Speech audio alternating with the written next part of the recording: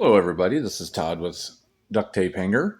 I'm going to do a cleanup and install some graphics on this. I don't have a lot to put on it.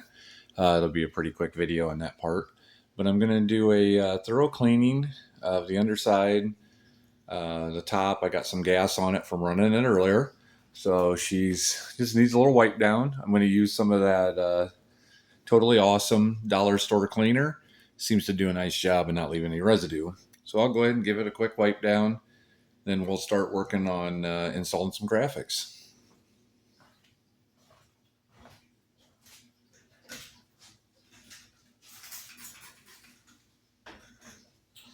Get a lot of that fuel residue off of there. When I flooded that carb out today.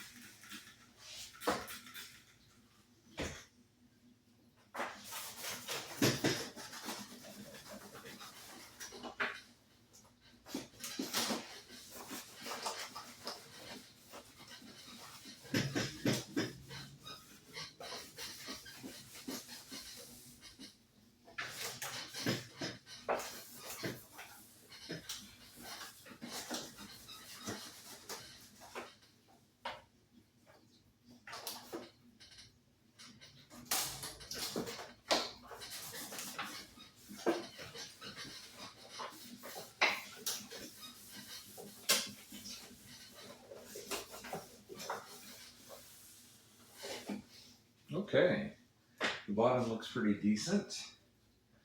There's a screwdriver over here.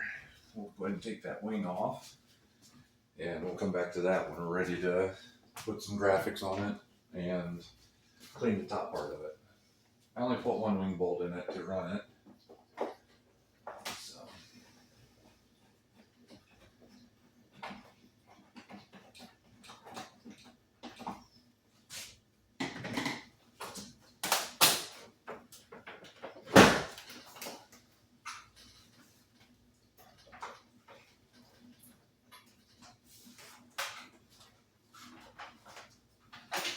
So we'll set this wing off to the side for now.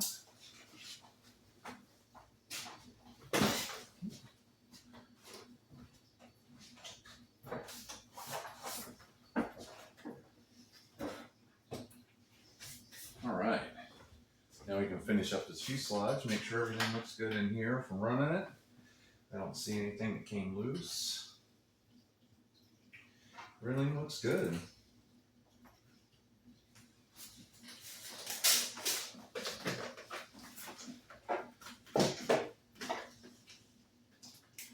Oh yeah, this definitely needs some cleaning. Oh, I can't peel cowl up. I'm gonna have to, I gotta pull that off and work on it. That was my fault. I put a big old dent in it. Right there it goes. Yeah, I still gotta work on that. That'll be the final thing I do.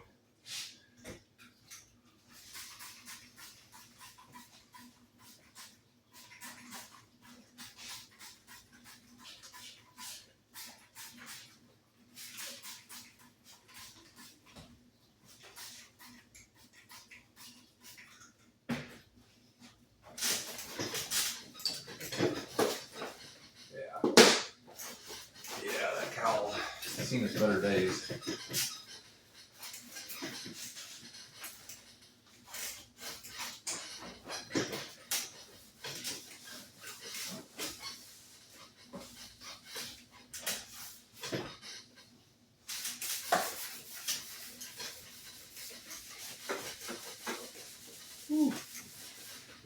dirt on these things. Oh yeah. These are grimy.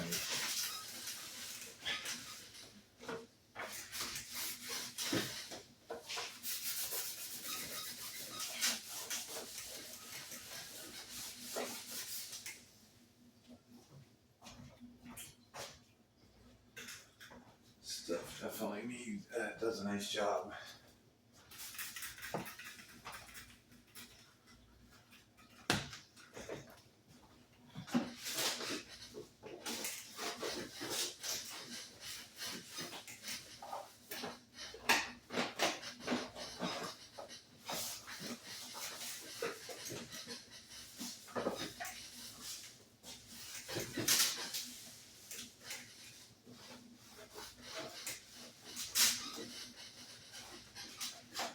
All right, good wipe down on that. I'll flip this around and we'll do the top side of the wing next. All right, here we are again. I got the wing on this cradle. I've had a few of you guys ask about that stand.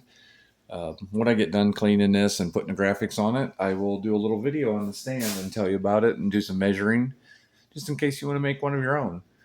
It's handmade. A friend of mine made it and made a couple of them, gave me that one, and he uses one as well.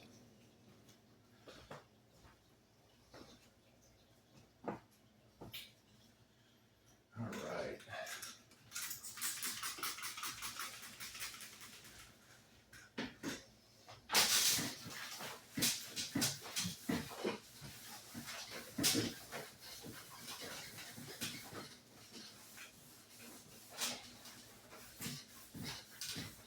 All right. Well, the sawdust from when I ran it all over the inside of this fuselage, where the fuselage was. I mark my extensions so I know which one goes to what.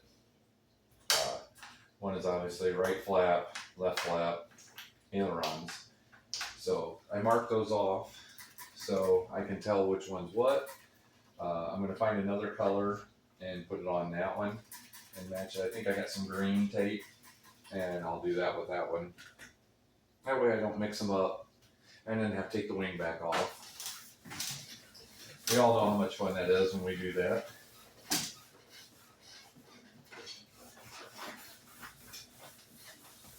All right.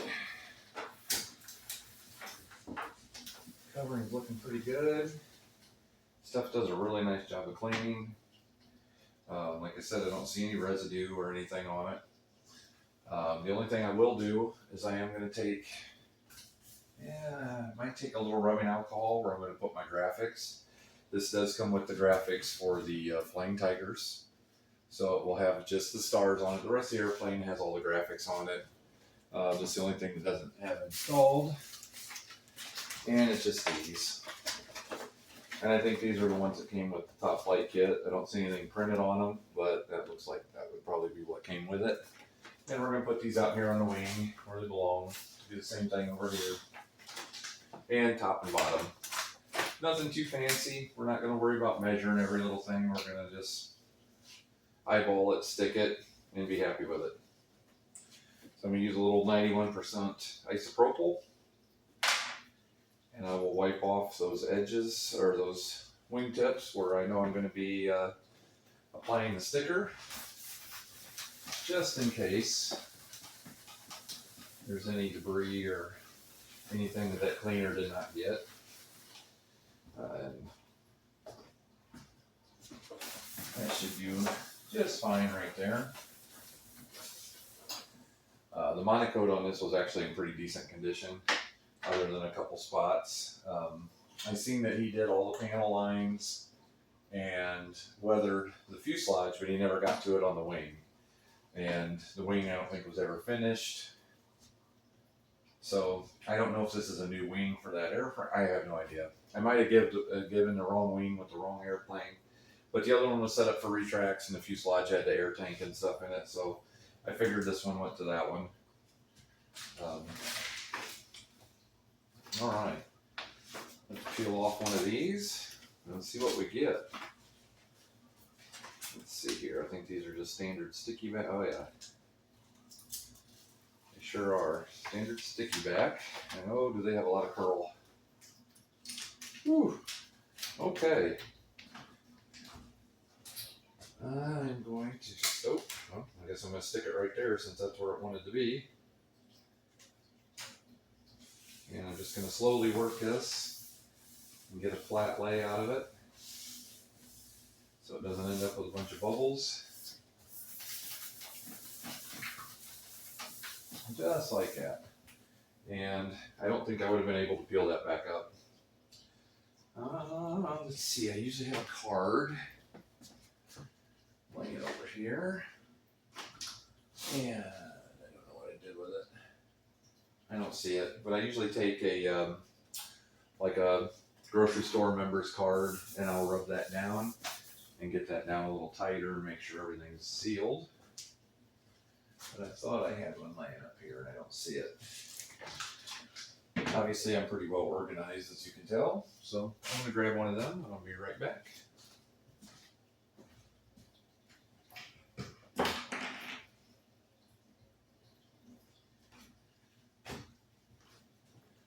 Alright, I'm going to grab my Ollie's Army card. But yeah, any of these plastic kind of cards, you can take this and that'll seal down the edges without tearing up the monocoat. You won't hurt it, and you'll actually see that little bit of clear edge, you'll see it start to disappear. And you know you're getting her sealed down pretty nicely. But that one is bubble free. Yeah, it looks pretty good. Like I say, I might not have it in the exact position it's supposed to be in or the right angle or whatever, but like I say, this is not an award winner. It's your budget build. Have fun with it. And just go with it. I'm going to do the same thing over here. Looks like I'm about the middle edge of the aileron out. So we'll see if we can get this somewhere in the ballpark over here.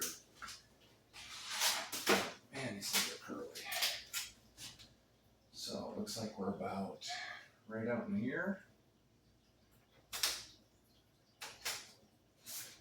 And we're going to slowly rub that down so we don't end up with a bunch of bubbles. There we go. And we're going to do the same thing again. Seal down those edges.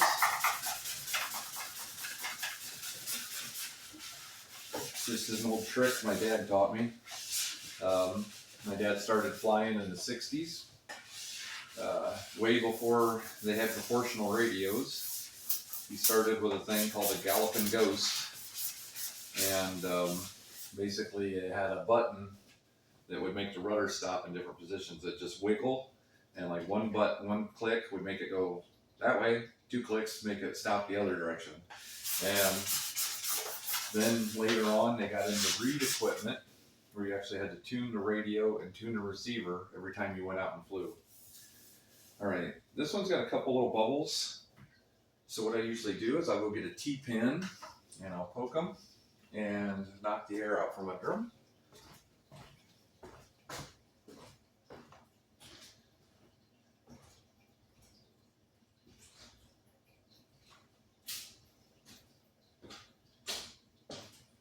Some of you guys that's been watching, that's been in the hobby for quite a while. If you remember the old Blue Andrews Aeromasters back in the 60s and 70s, actually 70s and 80s, more like it. That was one of my dad's favorite planes, and I still have his. I just poke a bunch of little holes right through that with a nice sharp T-pin and those bubbles. This one ended up with a bunch of bubbles. I didn't do a very good job on this one. Then you take your card.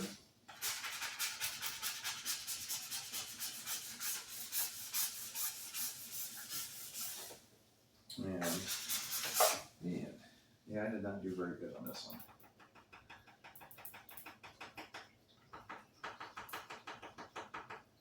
one. This one might end up with a few bubbles in it. This one, I did a lot better on that other one. It was nice and smooth. This one really got a lot of air trapped under it. But so I started flying as a kid at our house.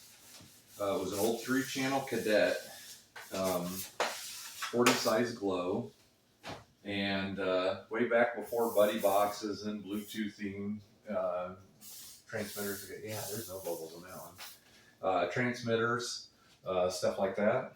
I'm an old guy. I turned 45 this year. Going through some kidney issues, so I trying to stay as busy as I can. So that's all part of life. Oh, right there's that card I was looking for, right in front of me. And so I'm just kind of staying busy, doing my thing. But my dad got me as a kid. I grew up always looking at all these airplanes. It's alcohol. All these airplanes in the basement, and wondered why. I want to do this. I want to do this. I want to do this. Never did. My dad got into old cars, so he quit flying in the early 80s, and we always started messing with old cars. So I was 5 years old when my dad brought home a 55 Chevy and 2-door Bel Air, and he would have me do stuff that really didn't matter. I was when we were sanding it down to bare metal, I was sanding off parts of the body that nobody would ever saw, but boy, I really thought I was helping. I thought I was doing something, and I know he really was happy to have me involved, and we really bonded over a lot of stuff. Then in I think it was 1996, I went to an RC fly-in, and I said, why am I not doing this? I'm going to get you in here a little closer so you can see what I'm doing. I probably have my back in the way while I'm trying to put those graphics on. Not real good at this yet. I'm trying my best, but hopefully you guys are hanging in there and putting up with me. I do appreciate all of you watching, listening to me ramble on and tell stories and all of that. Yeah, went to a fly-in, and I absolutely fell in love with airplanes. And I was like, why am I not doing this? Let's try this one a little different. I'm going to use the card as I put this on. So let's see if this works a little better. So, not quite what I wanted to do. So, guess I'm going to have to work those out. Not what I wanted to do. Oh well. That's what happens. Oh, those were some big air bubbles. See if I can get them out of there. Yeah, I got some of them.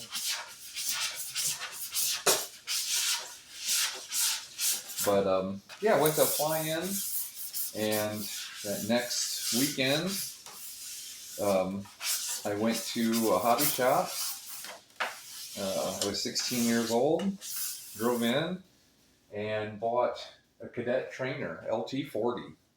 All new radios, because all my dad's stuff was still on AM. So this is AM FM days. So this was FM was just, well, FM was pretty well established at this point, but AM was definitely not allowed. And I went out and bought all that stuff. And the next thing you know, I'm learning how to fly on a 4-channel. And I've been hooked ever since. Life got in the way for a while, and I quit flying for about 10 years between 2008 and 2018. I got back into it in 2018, and I've definitely been hooked ever since. I don't know if you can see the little bubbles here or not. I'll get you in here a little closer. See if you can see those bubbles. Get you in here. Yeah, it's kind of hard to catch it in the camera. Oh, right there you can. Let me get this camera set where we can see those, and I can show you how I do this. And there we go. Let's see, I think you can see them. My tripod's kind of in the way, but if you can see them, this is what I do. Little bubble right here. I'll take this T-pin and I'll poke all around that bubble, and you'll actually kind of see it start to flatten on its own. There's a little bit there. And you can take that card and smooth it right out like that. So my first one was the best one so far. These have been a little rough, but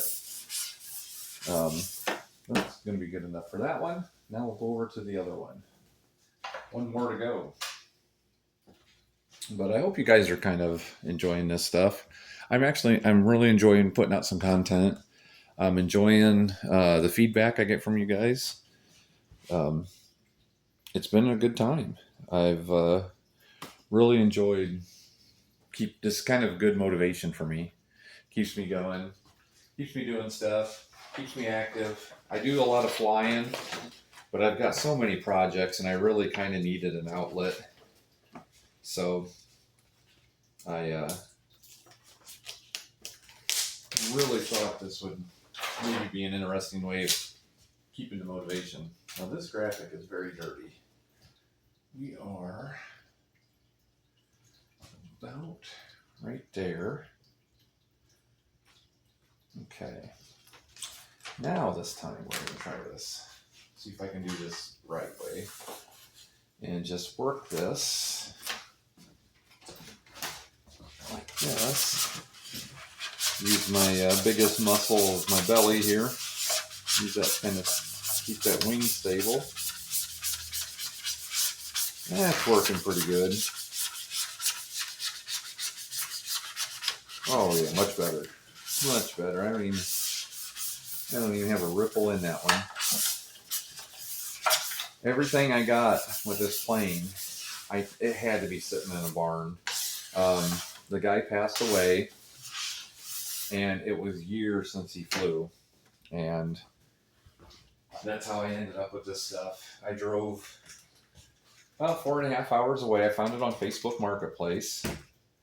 I didn't even know these were for sale until I got down there, and he had these sitting there. The estate, the club was taking care of the estate, and they had this stuff for sale.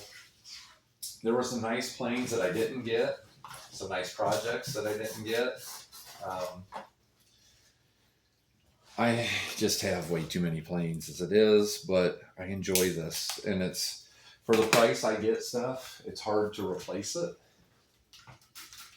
so it's just hard to get rid of anything too. I always tell my friends, I said, I'm going to have one hell of an estate sale when it's my turn. It's when you end up with so little money in some of these airplanes, it's hard to really replace them, and hard to get rid of them, because you can't replace them for what you got into them at this moment. But I need to start letting my hobby fund my hobby a little more and move some other stuff. But yeah, a little about my past. Flying, like I was kind of getting, I had the squirrel effect. I started rambling about something else. But I got into iMac in my early 20s. I was never very good at it, but I enjoyed it to an extent until it started feeling like a job. And I didn't like traveling everywhere for it all the time. Kind of dirty yet. I didn't like traveling for it all the time. So it kind of just got overwhelming. And you start missing a few events, then you're way behind, and the competition side of it wasn't that interesting to me. And I got more into sport flying. I always loved my big aerobatics, my 40%ers and my 35%s. And Now I fly a lot more scale stuff, but I still have some big aerobatic planes. Um, just depends what I'm in the mood for. I love my GBs. I have two Byron GBR2s. I have one here that is about 80% framed up. The wings are done. Um, I bought this in a state as well. Uh, I also have, I have this one. Sorry, the camera angles are bad, but that one there, I fly that one all the time. It's got a G62 in it. Fly that one all the time.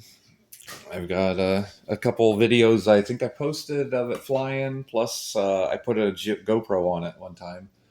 I think for this first flight, I'm going to put a GoPro right in front of the canopy, and that way we can kind of get a onboard look as we can get some other looks. Hopefully, I can get my friend Matt out there. He can do some video work for me.